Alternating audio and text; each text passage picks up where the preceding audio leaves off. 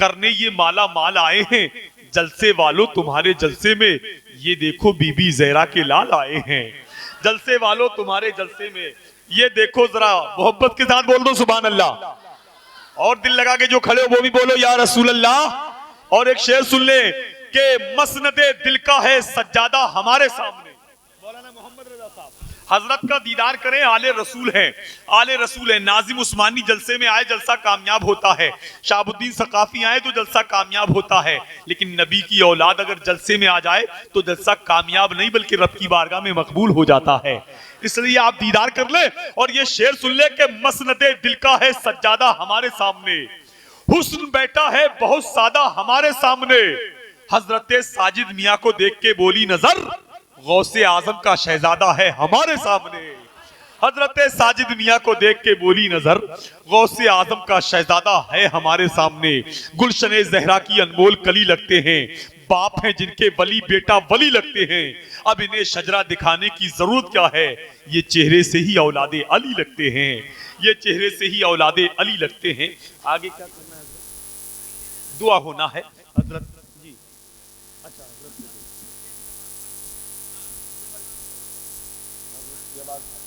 حضرت کا استقبال کر لیں، نعرہ لگا لیں، نعرہ تکبیر، نعرہ رسالت، مسلک اعلی حضرت، علماء اہل سنت، نعرہ تکبیر۔ نحمده ونصلي ونسلم على رسوله الكريم اما بعد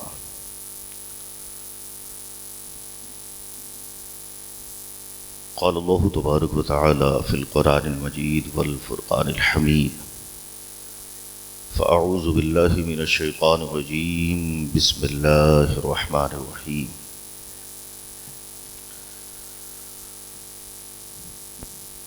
والعصر ان الانسان لفی خسر آمنت باللہ صدق اللہ العظیم وبلغنا رسولہ النبی الامین المبین المتین الکریم ونحن على ذلك ما قال ربنا لمن الشاہدین والشاکرین والحمد للہ رب العالمین۔ آئیے جی لگا کر ایک مرتبہ درود پاک پڑھیں اللہم صلی علی سیدنا و شفیعنا و نبینا و حبیبنا و کریمنا و مولانا محمد وعلی آل سیدنا محمد بارک وسلم کما تحب و ترضی بان تصلی علیہ صلو علیہ صلاۃ و سلاما علیک دائما یا رسول اللہ یا حبیب اللہ صلی اللہ تعالی علیہ وسلم۔ حضرات محترم،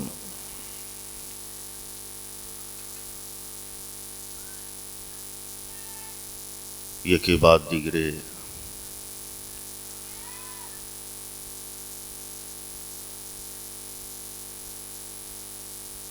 اپنے اپنے لب و لہجے میں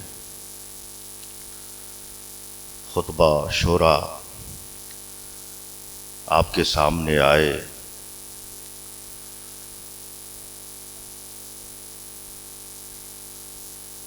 آپ نے سبھوں کو سماعت کیا،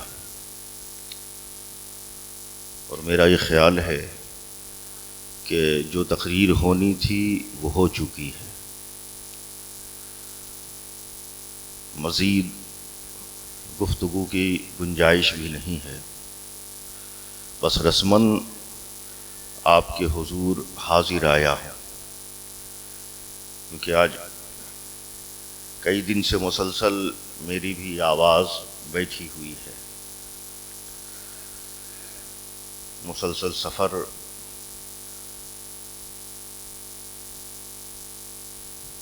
اور پھر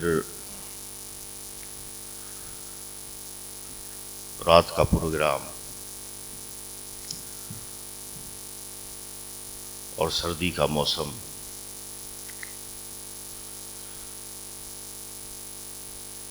بہرحال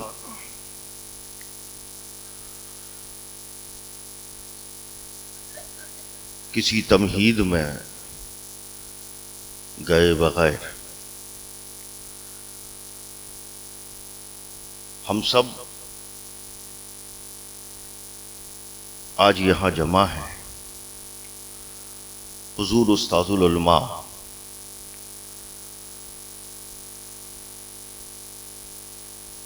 حضرت علامہ مولانا مفتی محمد رستم علی صاحب رحمۃ اللہ علیہ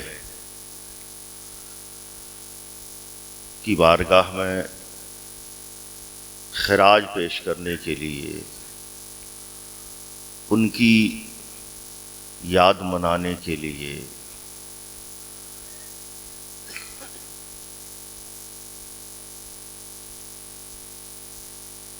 اور ان سے اکتساب فیض کی خاطر یاد رکھیں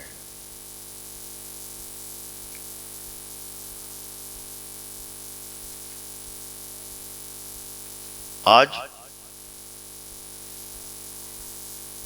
ہم اہل سنت کے ہاں یہ معمول ہے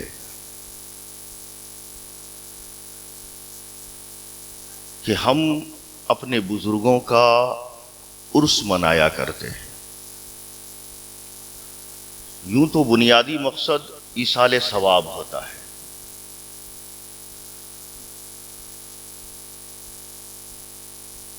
آئے دن کسی نہ کسی بزرگ کا ہمارے یہاں عرس ہوتا ہے۔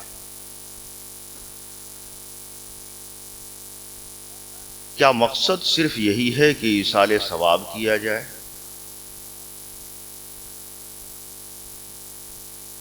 تقاریر ہو، نعت خوانی ہو، منقبت خوانی ہو،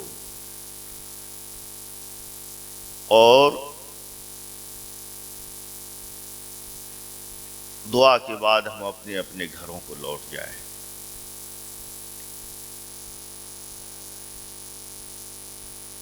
نہیں میرے دوستو، بلکہ عرس کا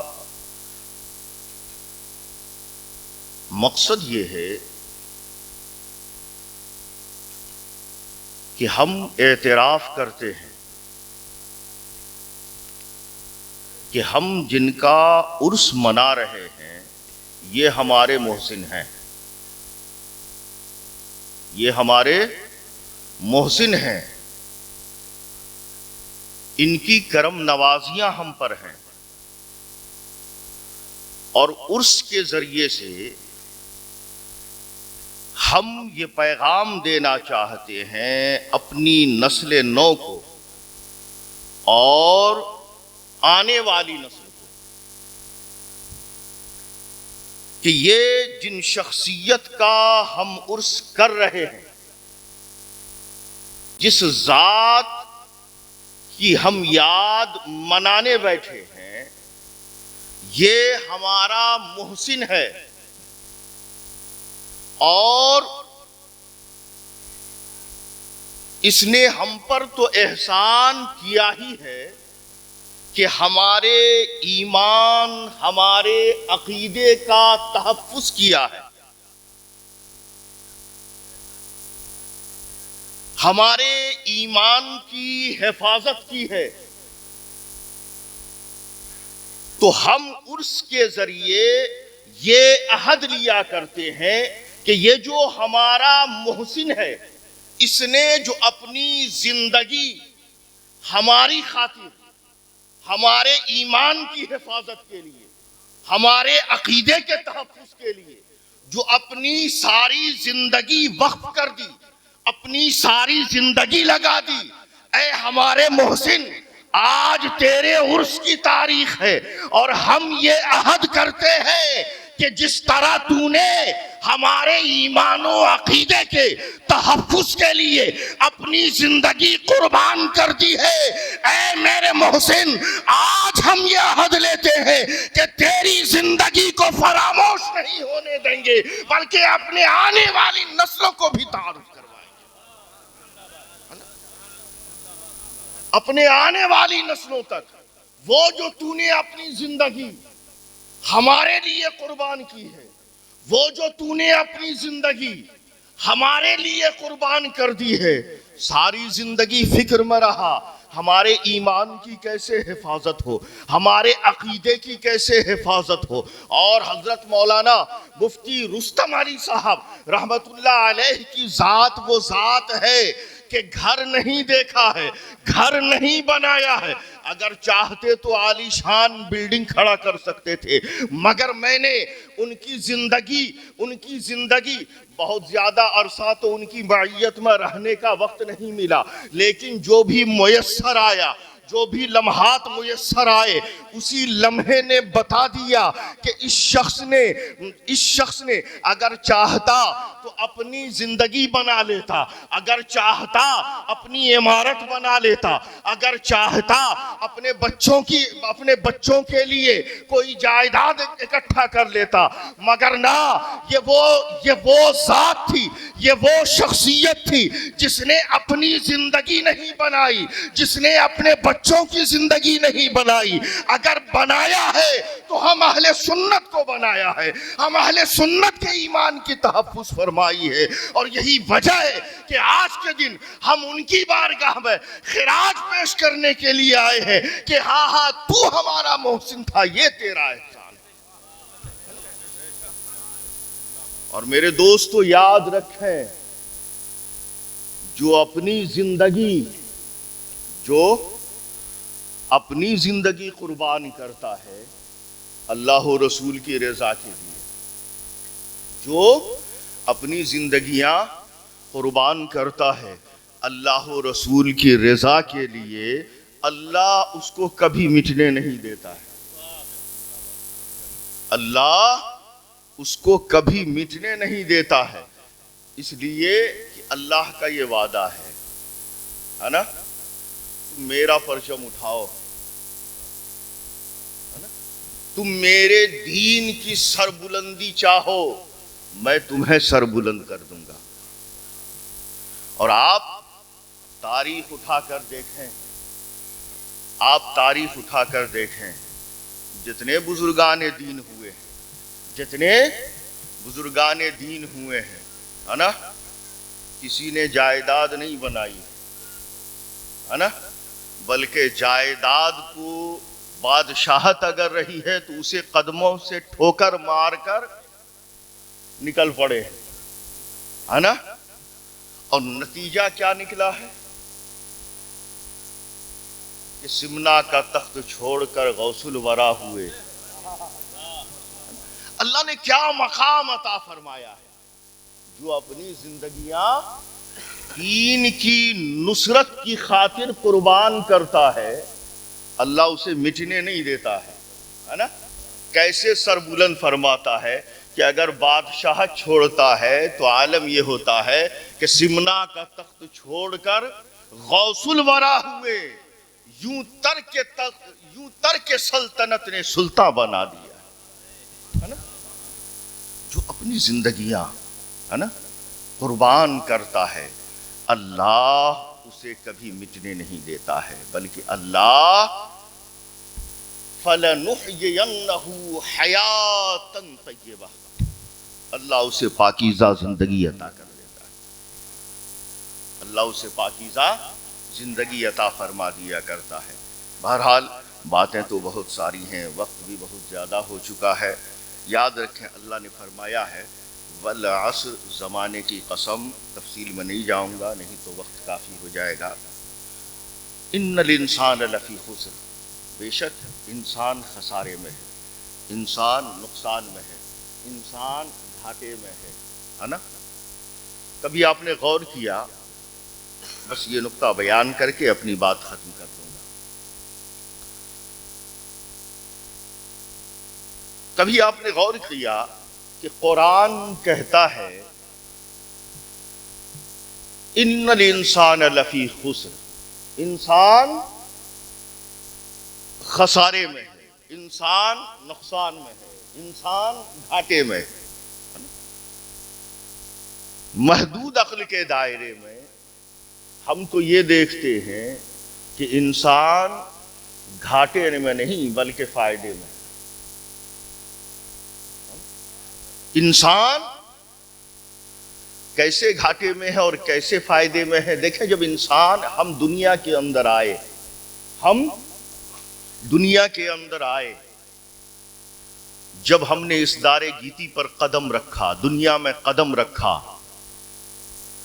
ہمارے پاس ہاتھ موجود مگر پکڑنے کی صلاحیت نہیں، زبان موجود بولنے کی صلاحیت نہیں، پاؤں موجود چلنے کی صلاحیت نہیں، لیکن جیسے جیسے جیسے جیسے وقت گزرتا گیا، جیسے جیسے وقت گزرتا گیا، ہمارے پاؤں کے اندر قوت آئی، ہمارے بازوؤں میں قوت آئی، اب ہم پکڑنے لگے، اب ہم چلنے لگے، اب ہم بولنے لگے۔ جیسے جیسے وقت گزرتا گیا، اب ہمارا داخلہ اسکول میں ہمارے والدین نے کروایا، ہمارا داخلہ مدرسے میں کروایا، ہم نے پڑھائی کی، ہم نے لکھائی کی، ہے نا، مدرسے میں گئے، حافظ بنے، عالم بنے، مفتی بنے، ہے نا، اسکول کی طرف سے گئے، دنیاوی تعلیم ہم نے کی، حاصل کی، ہم ڈاکٹر بنے، انجینئر بنے، ہے نا۔ ہم جب دنیا میں آئے تھے ہمارے پاس کچھ نہیں تھا، کچھ نہیں تھا، چلنے پھرنے کی صلاحیت نہیں تھی۔ آئے تھے، عالم بن کر پیدا ہوئے تھے، ڈاکٹر بن کر پیدا ہوئے تھے، انجینئر بن کر پیدا ہوئے تھے، نہ، جیسے جیسے وقت گزرتا گیا ہم نے حاصل کیا، کھویا نہیں ہے، ہم نے کھویا نہیں ہے، حاصل کیا ہے۔ ہم دنیا میں آئے تھے، چلنا پھرنا نہیں جانتے تھے، بولنے کی صلاحیت نہیں تھی، وقت گزرا، زبان کو گویائی ملی، بازوؤں کو قوت ملی، پاؤں میں طاقت آئی، ہم چلنے پھرنے لگے، ہم نے علم حاصل کیا، اور وقت بیتا، ہم نے نوکریاں کی، ہم نے جائیدادیں خریدی، ہم نے اپنا مکان بنایا، ہم نے اپنا بنگلہ بنایا، ہم نے گاڑیاں خریدی، سواریاں خریدی۔ جب ہم آئے تھے کچھ نہیں تھا ہمارے پاس، کچھ نہیں تھا، لیکن جیسے جیسے وقت بیتتا گیا بظاہر جو نہیں تھا آتا گیا۔ اب بتائیں یہاں ٹھہر کر کہ انسان جب دنیا میں آیا تھا تو آنے کے بعد کمی آئی ہے یا بیشی ہوا ہے؟ ہاں، نفع ہوا ہے نا، نقصان نہیں ہوا ہے۔ اپنا کچھ نہیں تھا، دستے نگر تھا جب دنیا میں آیا تھا، وقت اس نے بتایا، کماتا گیا۔ تو پھر قرآن کہتا ہے ان الانسان لفی خسر، بے شک انسان خسارے میں ہے، انسان گھاٹے میں ہے۔ کیسے ممکن؟ ہم تو دیکھ رہے ہیں کہ انسان فائدے میں ہے، کدھر سے گھاٹا نظر آ رہا ہے؟ فائدہ ہی فائدہ ہوتا جا رہا ہے، جیسے جیسے وقت بیتتا جا رہا ہے گھاٹا نہیں بلکہ فائدہ ہی فائدہ ہوتا جا رہا ہے قرآن۔ قرآن نے کہا ان الانسان لفی خسر، بے شک انسان خسارے میں۔ تو پھر انسان خسارے میں کیسے ہے؟ یاد رکھیں میرے دوستو، اللہ نے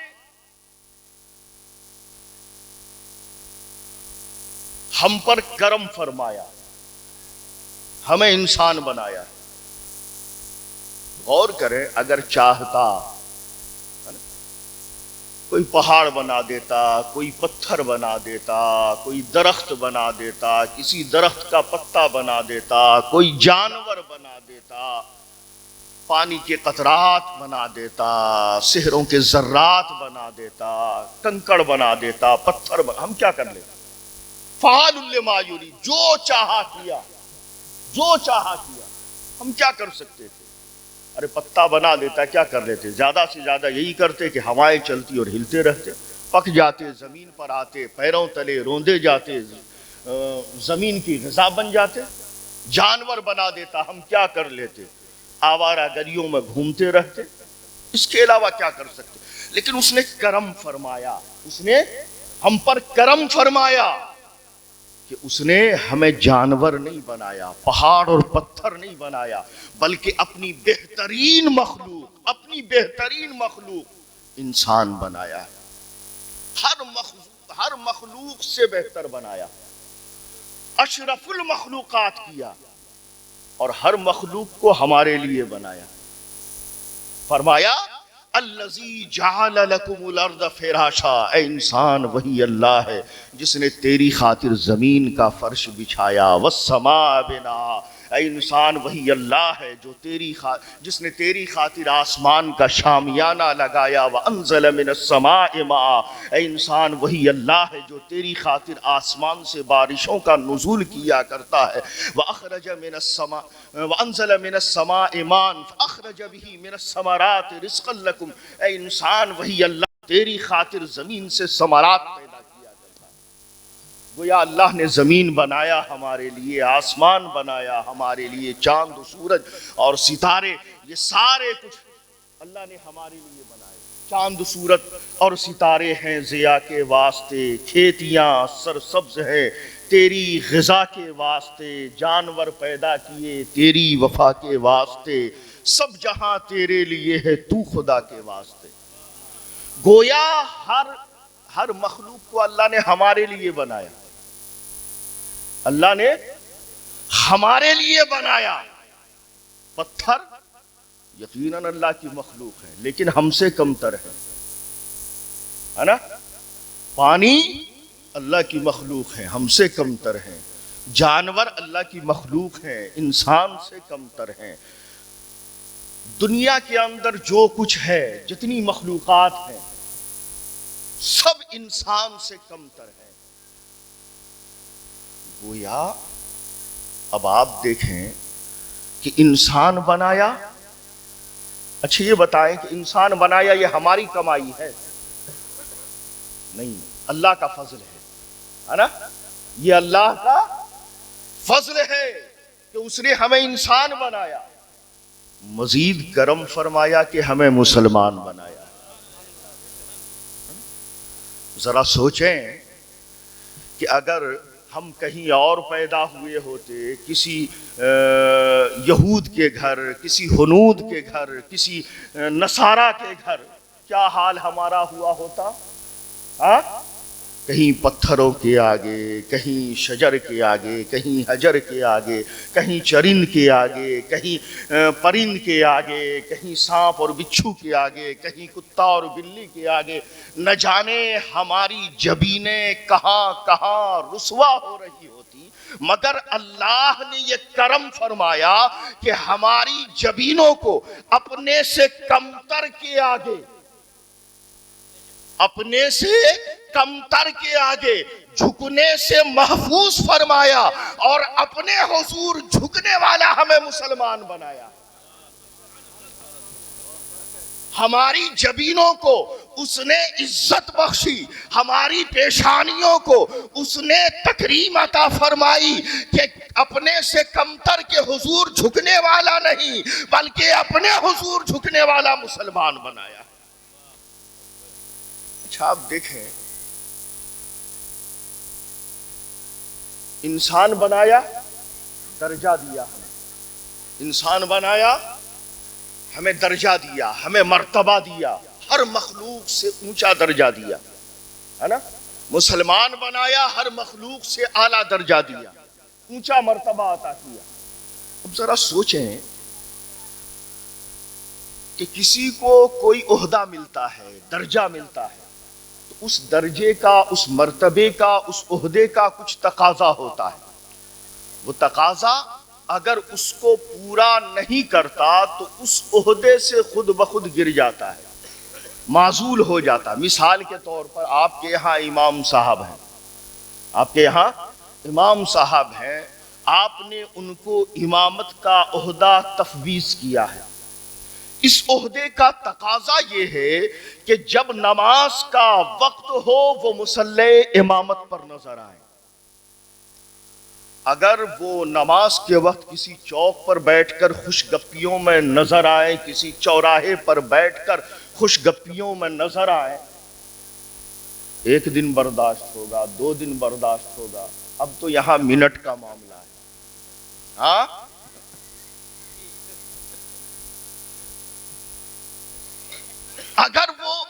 امامت کے عہدے کا تقاضا یہ ہے کہ وہ نماز کے وقت مصلی امامت پر نظر آئے، اگر وہ اس سے روگردانی کرتا ہے تو معزول ہو جایا کرتا ہے۔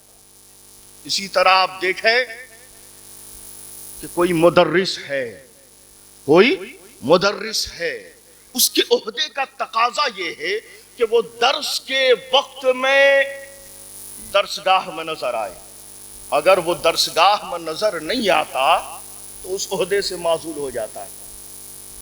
اسی طرح چھوٹے سے چھوٹا عہدہ سے لے کر پرائم منسٹر اور صدر کے عہدہ تک ہر عہدے کا تقاضا ہے، اگر وہ اس عہدے کے تقاضے کو پورا نہیں کرتا تو بھلے ہی وہ صدر ہو کہیں کا، بھلے ہی وہ وزیر اعظم ہو کہیں کا، اگر اس عہدے کے تقاضے کو پورا نہیں کرتا تو پھر معزول ہو جاتا ہے۔ کتنی مثالیں آپ کے نظروں کے سامنے ہیں، آئے دن واقعات ہوتے رہتے ہیں۔ سب سے ملک کی بڑی شخصیت تختہ پلٹ گیا راتوں رات، اس لیے کہ عہدے کے تقاضا کو پورا نہیں کرا۔ بتانا یہ چاہتا ہوں میرے دوستو کہ اللہ نے ہمیں مرتبہ دیا، جانور نہیں بنایا، کنکڑ پتھر نہیں بنایا، درخت نہیں بنایا، چرند و پرند نہیں بنایا، بلکہ اللہ نے اپنی بہترین مخلوق اشرف المخلوقات ہمیں پیدا فرمایا، انسان بنایا ہے۔ اللہ نے درجہ دیا ہے، رتبہ عطا کیا ہے، اور یہ درجہ ہم ماں کے پیٹ سے لے کر آئے ہیں۔ یہ درجہ ہم ماں کے پیٹ سے لے کر آئے ہیں، تو انسانیت کا تقاضا ہے، انسانیت کا تقاضا ہے۔ کیا تقاضا ہے؟ قرآن کہتا ہے اِلَّا الَّذِينَ آمَنُوا، انسانیت کا تقاضا یہ ہے کہ وہ ایمان لائے، وہ ایمان لائے۔ اچھا ایمان لے آئے باری تعالیٰ، اب چھٹی ہو گئی ہے نا، جیسا کہ ہم سمجھتے ہیں دو چار جوشیلے بھڑکیلے نعرے لگا لیے ہم عہدہ برا ہو گئے، اپنی نسبتیں بزرگان دین سے جوڑ لی، ہم عہدہ برا ہو گئے نہ۔ قرآن نے کہا تمہاری انسانیت کا تقاضا یہ ہے کہ تم ایمان لاؤ، ابھی چھٹی نہیں ملی ہے، وَعَمِلُوا الصَّالِحَاتِ، اور اچھے اعمال کرو، ایمان کے ساتھ ساتھ اچھے اعمال کرو، وَعَمِلُوا الصَّالِحَاتِ۔ باری تعالیٰ اب چھٹی ہو گئی، ہم تو اعمال صالحہ میں ہی سمجھتے ہیں کہ ہم اپنے وقت کے بایزید بستامی ہو گئے۔ اگر دو چار تسبیحات ہم نے پڑھ لی تو ہم اپنے آپ کو جنید بغدادی سے کم نہیں سمجھتے ہیں، ہے نا؟ رب نے فرمایا نہ، ایمان لے آئے کافی نہیں ہے، اعمال صالحہ کیا کافی نہیں ہے، بلکہ اِلَّا الَّذِينَ آمَنُوا وَعَمِلُوا الصَّالِحَاتِ وَتَوَاصَوْا بِالْحَقِّ وَتَوَاصَوْا بِالصَّبْرِ، ایمان لانے کے ساتھ ساتھ اعمال صالحہ بھی انجام دینا ہوگا، تواصی حق بھی کرنا ہوگا، تواصی صبر بھی کرنا ہوگا۔ حق کی وصیت بھی تمہیں کرنی ہوگی، حق کا پیغام بھی تمہیں دینا ہوگا، ہے نا؟ اور صبر کا بھی تمہیں پیغام دینا ہوگا۔ یہ ہمارے عہدے کا تقاضا ہے، جو اللہ نے عہدہ دیا ہے اس عہدے کا تقاضا ہے۔ اگر ہم اس تقاضے کو پورا نہیں کرتے تو از خود معزول ہو جایا کرتے ہیں، ہم خود بخود معزول ہو جایا کرتے ہیں۔ اور یہی وجہ ہے کہ آج ہم کہتے ہیں کیا سبب ہے، ہماری صدائیں، ہماری آواز صدا بصحرا کیوں ہو رہی ہے، ہم کیوں مارے جا رہے ہیں، ہم کیوں کاٹے جا رہے ہیں، ہم کیوں جلائے جا رہے ہیں، ہم کیوں لوٹے جا رہے ہیں، کیوں ہم خانمہ برباد ہو رہے ہیں، کیوں یہ زمین ہم پر تنگ ہو رہی ہے۔ ہم مسلمان ہیں اس لیے مارے مارے جا رہے ہیں، ہم مسلمان ہیں اس لیے یہ زمین تنگ ہو رہی ہے. نا، قرآن تو کہتا ہے اگر تم انسان ہو تو اس انسانیت کے تقاضے کو پورا کرو. اگر اس تقاضے کو پورا کرتے ہو تو اللہ کی مدد آسمان سے تمہارے لیے آج بھی اترنے کو تیار ہے. اگر تم اس تقاضے کو پورا کرتے ہو تو آج بھی اس کی نصرتیں تمہارے قدموں کا بوسہ لینے کے لیے تیار ہے. یہی وجہ ہے کہ جن جن شخصیات نے، جن ذوات قدسیہ نے اس عہدے کے تقاضے کو پورا کیا، اس عہدے کے تقاضے کو پورا کیا، جب اس عہدے کے تقاضے کو پورا کیا تو ہر کوئی سید الطائفہ بنتا نظر آتا ہے، کوئی جنید بغدادی بنتا نظر آتا ہے، کوئی جنید بغدادی بنتا نظر آتا ہے، کوئی غریب نواز بنتا نظر آتا ہے، کوئی مخدوم سمنہ بنتا نظر آتا ہے، کوئی وقت کا مجدد بنتا نظر آتا ہے. اور میں بلا کسی تعمل کے کہوں کہ جس نے یہ علم اٹھایا، یہ بیڑا اٹھایا، اللہ اس کو کبھی مٹنے نہیں دیتا.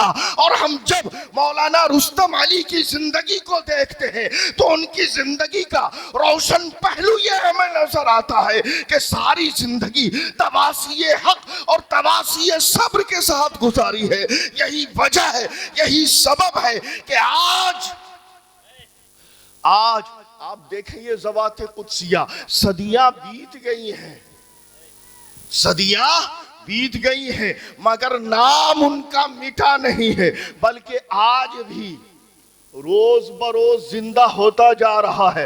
نام لیواؤں میں روز بروز اضافہ ہوتا چلا جا رہا ہے. اپنے تو اپنے، غیر بھی آ کر سرنگو ہونے پر مجبور ہو جاتے ہیں. اپنے تو اپنے، پرائے بھی سرنگو ہونے پر مجبور ہو جاتے ہیں. تو ذرا غور کرو، اللہ کا، انسانیت کا جو مطالبہ ہے، عہدے انسانیت کا، وہ کیا ہے؟ اِلَّا الَّذِينَ آمَنُوا، ایمان لاؤ، وَعَمِلُوا الصَّالِحَاتِ، نمازیں پڑھو. آج آپ دیکھیں ہماری ویران مسجدیں رو رہی ہیں، ہے نا؟ رو رہی ہیں مسجدیں. اب ذرا سوچیں کہ اس مسجد کی آہ کہاں پہنچے گی؟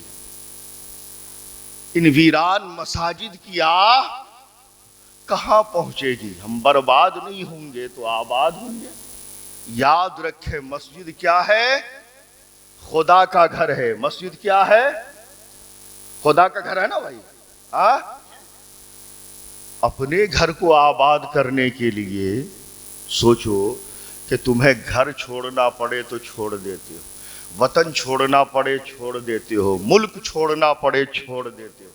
ہاں، اپنے گھر کو آباد کرنے کے لیے، اور گھر میں رہ کر خدا کے گھر کو ویران کر رہے. ہاں، خدا کا منادی تمہیں بلا رہا ہے، پکار رہا ہے. ہاں، یاد رکھو اللہ کے گھر کو ویران کر کے اگر چاہو گے کہ تمہارا گھر آباد ہو جائے تو خدا کی قسم یہ خام خیالی ہے. اگر خدا کے گھر کو آباد کرو گے تو میرا یہ ایمان کہتا ہے، میرا یہ وجدان کہتا ہے کہ اگر تم خدا کے گھر کو آباد کرو گے تو خدا تمہارے گھر کو برباد نہیں ہونے دے گا، بلکہ تمہیں بھی آباد کرے گا، تمہارے نسلوں کو بھی آباد کرے گا. اللہ تبارک و تعالیٰ کے حضور دعا ہے کہ مولا کریم اگر تو نے ہمیں انسان بنایا ہے تو اس انسانیت کے تقاضے کو پورا کرنے کی بھی توفیق عطا فرما. مسلمان بنایا ہے تو مسلمانیت کے تقاضے کو بھی پورا کرنے کی توفیق عطا فرما. رسول ہاشمی نبی آخر الزماں خاتم پیغمبران صلی اللہ علیہ وآلہ وسلم کا امتی بنایا ہے، غلام بنایا ہے، تو اس غلامیت کے تقاضے کو بھی پورا کرنے کی توفیق عطا فرما. وما علینا الا البلاغ واخر دعوانا الحمدللہ رب العالمین والسلام علیکم ورحمۃ اللہ وبرکاتہ. چونکہ میرا تعلق، ایک منٹ رک جاؤ، تعلق خانقاہ سے، میرا تعلق خانقاہ سے ہے، بات ختم ہو گئی، حاضری لگنی تھی لگ گئی، ہے نا؟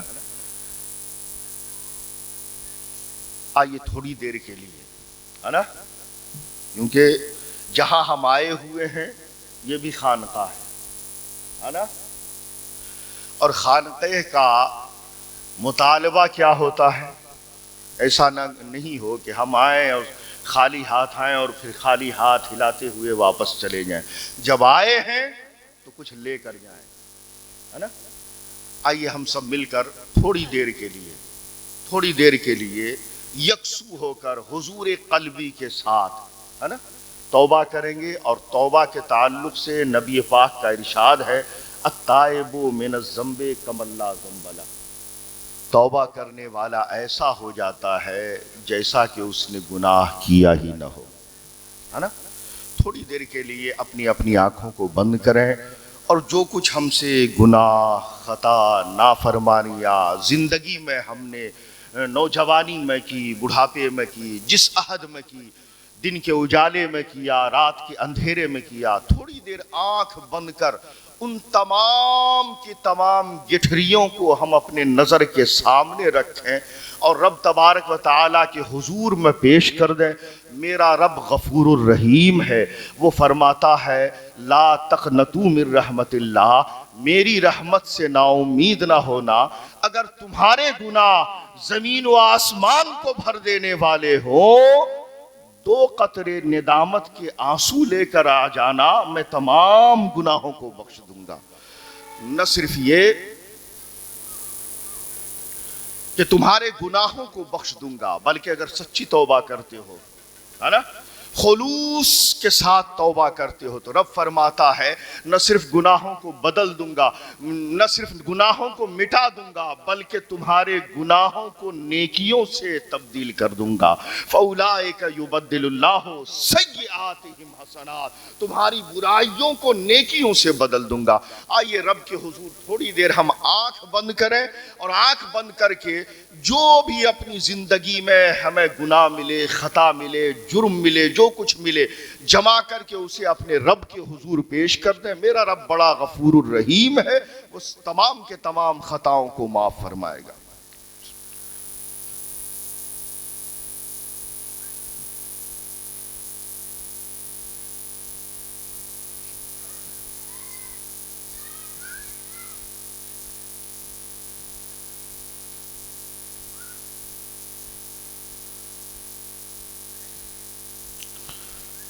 اب جیسے جیسے میں پڑھتا ہوں میرے ساتھ مل کر پڑھیں۔ بسم اللہ الرحمن الرحیم۔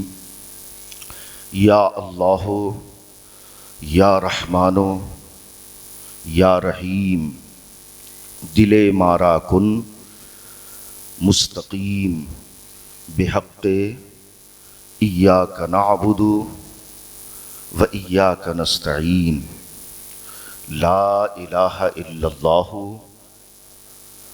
محمد الرسول اللہ، استغفر اللہ ربی من کل ذنب و اتوب الیہ۔ اللہ ہی معبود ہے، محمد صلی اللہ علیہ وسلم اللہ کے بندے اور اس کے رسول ہیں۔ اے اللہ، میں توبہ کرتا ہوں، تمام چھوٹے بڑے گناہوں سے رجوع لاتے ہیں ہم تیری طرف۔ اے اللہ، میری توبہ قبول فرما اور اس پر استقامت عطا فرما۔ دیکھیں ابھی ہم سب نے مل کر رب کی بارگاہ میں توبہ کی ہے نا، اور رب کی ذات پر یقین رکھیں کہ وہ جہاں قہار و جبار ہے وہیں رحمان و رحیم بھی ہے نا، وہ گناہوں کو بخشنے والا ہے۔ یقیناً اگر ہم سب نے سچے دل سے توبہ کی ہے تو اللہ نے ہمارے گناہ مٹا دیے ہیں، ہمارے گناہ مٹا دیے ہیں۔ اب جو آنے والی زندگی ہے، جو آنے والی زندگی ہے اس کو ہم بہتر سے بہترین گزاریں، گناہوں سے بچتے ہوئے، جن باتوں کا اللہ و رسول نے حکم دیا اور جن چیزوں سے اللہ و رسول نے ہمیں روکا ہے نا، ان چیزوں پر عمل پیرا اور ان چیزوں سے ہم رکنے کی کوشش کریں گے، انشاءاللہ کریں گے نا۔ آئیے کھڑے ہو کر صلاۃ و سلام۔